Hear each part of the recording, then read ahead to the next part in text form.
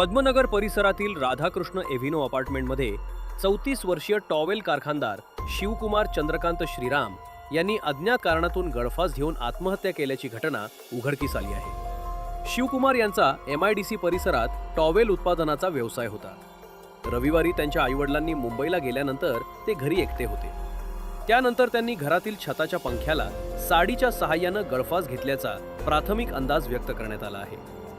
सकाळी वडिलांनी वारंवार फोन करूनही प्रतिसाद न मिळाल्यानं नातेवाईकांना घरी पाठवण्यात आले। घराबाहेर दुर्गंधी येत असल्यानं संशय वाढला आणि MIDC पोलिसांना माहिती देण्यात आली। पोलिसांनी दरवाजा उघडून आत प्रवेश केला असता शिवकुमार यांचा मृतदेह गळफास घेतलेल्या अवस्थेत आढळून आला।